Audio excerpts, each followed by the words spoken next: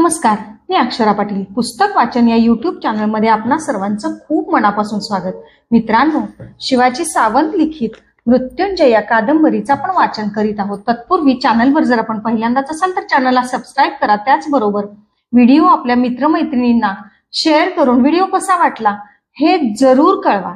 त्याचबरोबर तुम्हाला काय आवडतं, तुम्ही वाचलेलं एखादं पुस्तक जे तुम्हाला खूप आवडलं तेही कमेंट बॉक्समध्ये अवश्य शेअर करा. वृषाली 22. अंगराजांसमवेत कधी कधी गुरुपुत्र अश्वत्थामा दुग्धपानासाठी कक्षावर येत. त्यांची आणि वृषसेनाची आता छान गट्टी जमली होती.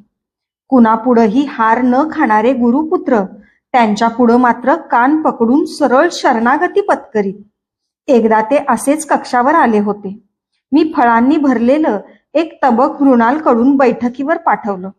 हळूच त्यातील एक अंजिराचं फळ गुरुपुत्र अश्वत्थाम्यानं उचललं.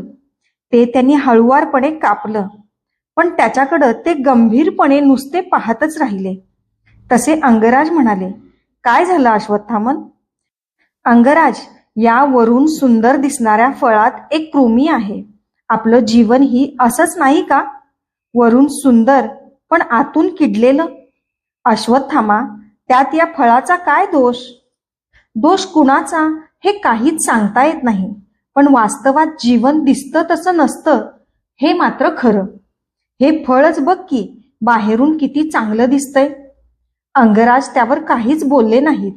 मात्र त्या दोघांचा संवाद ऐकणारा वृषसेन हळूच आपल्या बैठकीवरून उठल्याचं मी पाहिलं. तो तेथून उठला. तो सरळ अनेक सोपानं उतरून राजवाड्यासमोरचा चौक पार करून पुढं महाद्वारातून प्राकाराच्याही बाहेर गेला. हा जातोय तरी कुठं? मी मृणालला त्याच्या शोधार्थ त्याच्या मागून पाठवणार होते, पण तेवढ्यात तो परत नाही. सशासारख्या पटापट उड्या मारीत तो येत होता. परत येताच तो अंगराज आणि गुरुपुत्रांच्या पुढं धीटपणे उभं राहून आपली मूठ उघडी करीत तो म्हणाला, काका, यात असेल का हो कृमी? तो एक पाषाणाचा तुकडा होता. त्याचा तो अद्भुत प्रश्न ऐकून गुरुपुत्र मात्र क्षणभर परत गंभीर झाले. अंगराजांकडे पाहत ते म्हणाले, अंगराज, खरंच मघाच्या माझ्या प्रश्नाचं उत्तर तुझ्या पुत्रानं किती सहजपणे अचूक दिलं आहे. तो पाषाणाचा तुकडा वृषसेनाच्या हातातून घेऊन ते त्याकडं निरखून पाहत म्हणाले, या निर्जीव पाषाणात कुठली आहे कृमी? कृमी फळातच असणार. दोष हे सजीवातच असणार. फळातील जीवन रसावर कृमी जगते, मोठी होते, तरीही फळाला स्वतःला ती कधीच बाहेर करडून टाकता येत नाही. माणसाचे दोषही तसेच. अज्ञानाच्या जीवन रसावर मानवातील दोष पोसले जातात, मोठे होतात. वृषसेनाची पाठ थोपटीत ते म्हणाले, वृषसेना, हा तुकडा गवाक्षातून खाली टाक आणि हा अंजीर तोंडात टाक. त्यांनी त्याच्या डाव्या हातात त्यानं आणलेला तुकडा आणि उजव्या हातात तबकातील एक दुसरा संबंध अंजीर ठेवला. वृषसेनानं तुकडा गवाक्षातून खाली फेकला. अंजीर खाता खाताच वृषसेनानं गुरुपुत्रांना आणखी एक धक्का दिला. वस्त्राच्छादित अशा त्यांच्या मस्तकाकडे पाहत तो म्हणाला, काका, मीही तुमच्यासारखंच वस्त्र बांधणार आहे माझ्या मस्तकाभोवती. का बुवा? तू तर अंगराज पुत्र आहेस. तू सुवर्ण किरीट धारण करायचा, वस्त्र नव्हे. गुरुपुत्रांनी त्याला विचारलं. नाही, सुवर्ण किरीटाचा काय उपयोग? त्याचा काय ध्वज करता येतोय थोडाच? ध्वज? आणि ध्वजासाठी तू असलं वस्त्र मस्तकाभोवती बांधणार? होय, लढाईत रथावरचे ध्वज कोसळतात असं मोठे तात म्हणतात.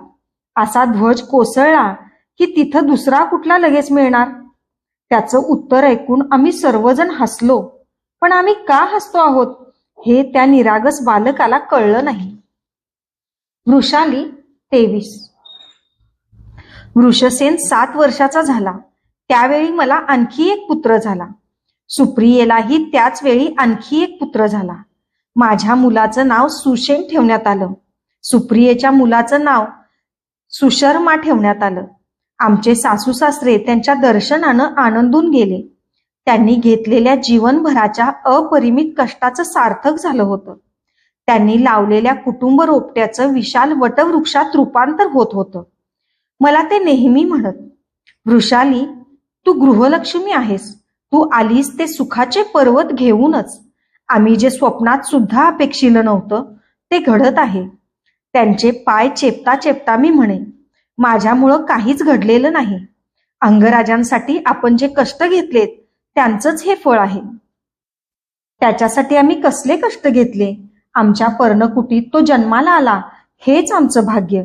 तू त्याला पत्नी म्हणून लाभलीस हे आमचं महत्भाग्य आहे. सर्वांचेच ऋणानुबंध आहेत हे मुली.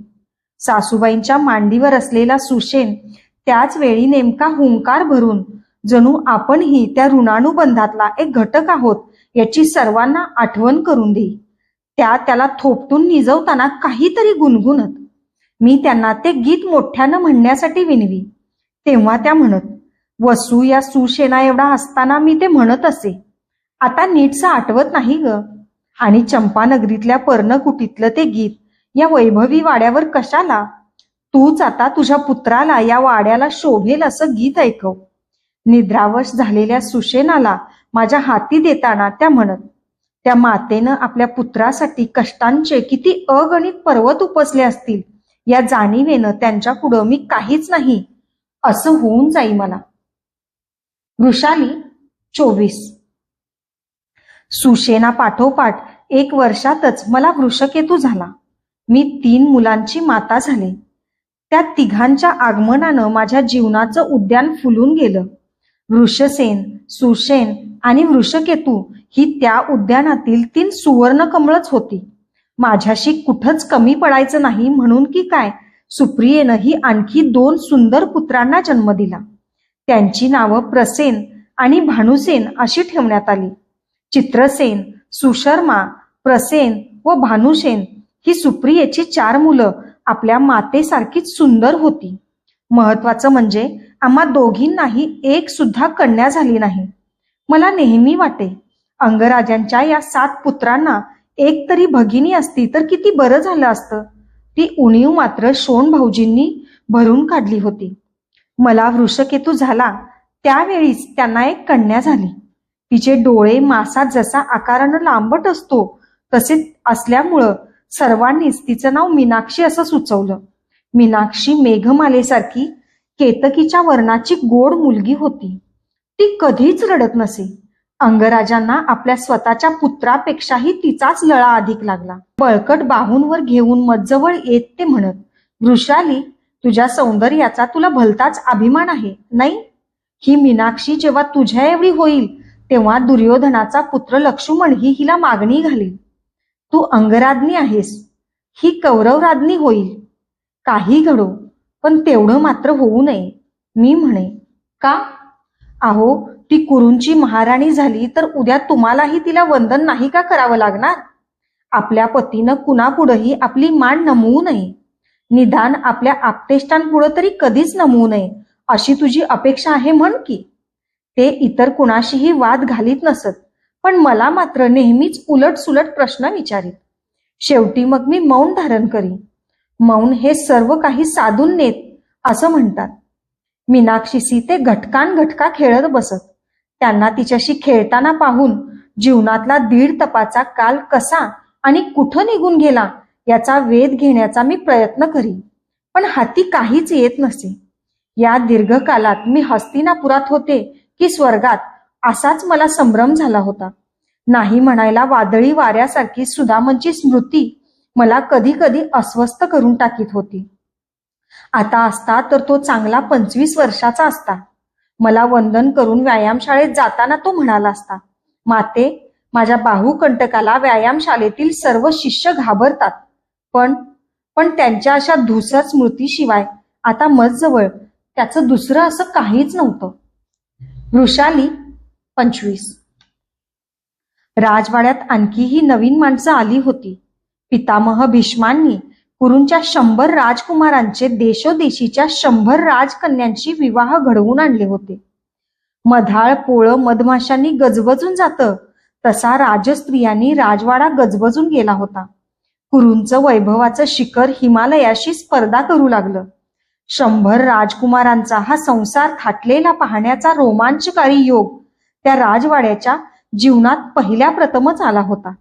मला मात्र सभोवतीची ती शृंगारिक कुजबूज ऐकली की पांडवांची स्मृती होई. कौरव व पांडव यांच्यात असलेला एक मोठा फरक मला नित्य जाणवत असे. कौरवांच्या प्रत्येक राजपुत्राला एक एक पत्नी होती, तर 5 पांडवांना मिळून एकच पत्नी होती. कौरवांच्या भगिनीचा राजकन्या दुश्शला देवींचा सिंधुराज जयद्रथाशी विवाह झाला होता. मला आश्चर्य वाटे ते पितामह भीष्मांचं. ते पराक्रमी होते, वृद्ध होते, त्यांचा सर्वांवर वचक होता. सर्वांना त्यांच्याबद्दल आदरयुक्त भीती होती. पांडवांविषयी मात्र ते फार उदासीन वाटत. ते कधीही खांडववनाचं इंद्रप्रस्थात रूपांतर करणाऱ्या पांडवांना भेटायला गेले नाहीत. त्यांच्यावर होणाऱ्या अन्यायाबद्दल कळवळून बोलले नाहीत. युवराज दुर्योधनांच्या पांडव द्वेषाला त्यांनी पुढाकार घेऊन स्वतः कधी आळा घातला नाही. राजमाता कुंती देवींना त्यांच्या या पडत्या काळातही त्यांनी मदतीचा हात दिला नाही. हे काहीतरीच घडत होतं. घडणारं सर्वच ते तटस्थपणे पाहत होते. पांडवांचं इंद्रप्रस्थाचं राज्य आता भरभराटीला आलं होतं. त्यांचं इंद्रप्रस्थातील राज्य म्हणजे खडकावर कोंब फुटून आकाशात झेप घेणाऱ्या अशोक वृक्षासारखं एक महान आश्चर्यच होतं. दिवसेंदिवस तो वृक्ष वाढतच होता. आसपासच्या राज्यातले मल्ल, योद्धे, कुशल कामगार, गायक, नर्तक, गज व अश्वपारखी आणि कृषीजन आता इंद्रप्रस्थात दाटी करू लागले.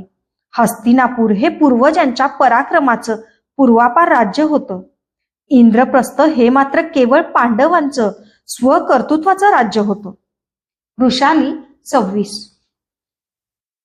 लहान मुलं खेळायला जातात तसे दिवस, महिने, ऋतू आणि वर्ष एकमेकांच्या हातात हात गुंफून धावत होते. मला त्यांची गंती करायला अवसरच सापडत नव्हता. माझ्या आणि सुप्रियेच्या मुलांचा सांभाळ करण्यात माझा कितीतरी काल निघून जाईल. मी एक सारथी कन्या आहे याचा मला विसर पडावा इतकी एकामागून एक सौख्य माझ्या सेवेसाठी धावून आली होती. राजवाड्यावरचे सर्व कौरव योद्धे अंगराज्ञी म्हणून माझा आदरानं सन्मान करीत होते. तरीही एक गोष्ट मला मधूनच अस्वस्थ करीत होती. माझा सत्यसेन दादा अजून अविवाहितच होता. माझ्यापेक्षा वयानं तो मोठा असल्यामुळं मी त्याला या विषयात समक्ष काहीच बोलू, विचारू शकत नव्हते. अंगराजांनाही मी त्यांच्या लग्नाविषयी काही सुचवलं नव्हतं. कारण आपल्या भावासाठी मी त्यांच्याजवळ काही मागणी करावी हे मलाच पटत नव्हतं. आपल्या छोट्या बहिणींना आपल्या लग्नासाठी प्रयत्न केले हे ऐकून दादालाही त्याचा खेदच झाला असता. माझ्या भोवती जी जी माणसं होती त्या प्रत्येक माणसाचा स्वभाव कसल्या कसल्या कणकर लोहपेशीचा होता हे मला पूर्ण माहीत होतं. माझं मन मात्र मला सांगत होतं की एक दिवस अंगराज आपणहून दादाच्या विवाहाचा विषय काढतील. आणि तसं घडलंही. एक दिवस ते माझ्या हातात मंगलाक्षता देत म्हणाले, ओळख पाहू, या कुणाच्या मंगलाक्षता आहेत? 2 हा आकडा अशुभ वाटतो म्हणून आपण 3रं लग्न करणार असाल. मी विनोदानं म्हणाले, नाही, माझं 3रं लग्न तर केव्हाच झालं आहे. ते तेवढ्याच सहजपणानं म्हणाले. ते ऐकून माझ्या काळजात क्षणक काल खळबळ माजली. मी घाबरून विचारलं, 3रं लग्न? आणि ते कुणाशी? हे बघ वृषाली, तू माझी 2री पत्नी आहेस, सुप्रिया 3री. मग पहिली भाग्यवान कोण? माझा ऊर धडधडू लागला. धनुर्विद्या, ते खळखळून हसत म्हणाले. नंतर माझ्या हातातील अक्षतांकडे अंगुली करत ते म्हणाले, त्या अक्षता माझ्यासाठी नाहीत, त्या तुझ्या सत्यसेन दादासाठी आहेत. वृषाली, शोनाच्या विवाहासाठी अहोरात्र मला सतवणारी तू आपल्या भावाच्या विवाहाबद्दल कधीच चुकून सुद्धा कसं काय बोलली नाहीस ते? कारण मी अंगराज्ञी तर आहेच, तशी एका मानी भावाची मानिनी भगिनी पण आहे. माझ्याजवळ येऊन माझा हात हातात घेऊन ते म्हणाले, वृषाली, सुप्रिया तुझ्यापेक्षा देखणी आहे, पण तुझ्यासारखं समर्पक बोलणं तिला कधीच जमत नाही. कुठं शिकलीस ग हे? आपण धनुर्वेद कुणाकडून शिकलात? माझ्या गुरुकडून. काय नाव त्यांचं? नाव नाही सांगता येणार. मग मलाही माझ्या गुरूंचं नाव नाही सांगता येणार. बघ, परत तुझी समर्पक उत्तरं सुरू झाली. मी हातातील अक्षतांकडे पाहत गप्प बसले. त्या प्रत्येक अक्षतेवर मला मुंडावळ बांधलेला सत्यसेन दादा दिसत होता. आपल्या छोट्या भगिनीसाठी त्या विशाल मनाच्या भावात कष्टाचे पर्वत उपसले होते. नावाप्रमाणेच सत्यासाठी तो झटत आला होता. पुरोहितानं शोधून काढलेल्या मंगलदिनी मोठ्या थाटात माझ्या दादाचा विवाह हस्तिनापुरातील एका सारथी कन्येशी झाला. दादा कौरवराज दुर्योधनांचा सारथी असल्यामुळं त्यांच्या विवाहात कुठलाच वैभवाला कमतरता नव्हती. त्याच्या अर्धांगीचं नाव होतं पुष्पावती. त्या विवाहानंतर 1 मासानंतरच युवराज दुर्योधनांना एक कन्या झाली. नगरात सगळीकडं पंत्यांची रोषणाई करून आपल्या राजकन्येचं नगरजनांनी स्वागत केलं. पुरोहितांनी तिचं नाव सुदर्शना सुचविलं. सुदर्शना सुंदर होती. राजवाड्यावर राजकुमार लक्ष्मण, राजकन्या सुदर्शना, माझे आणि सुप्रियेचे पुत्र मीनाक्षी असे कितीतरी बालजीव उद्यानातल्या फुलझाडांप्रमाणे आनंदानं वाढू लागले. त्यांच्या बाललीलांना राजवाडाही अपुरा पडू लागला. स्वर्गातले देवगण हस्तिनापुराचा हेवा तर करणार नाहीत ना, अशी शंका माझ्या मनाला कधी कधी स्पर्शून जाईल. धन्यवाद.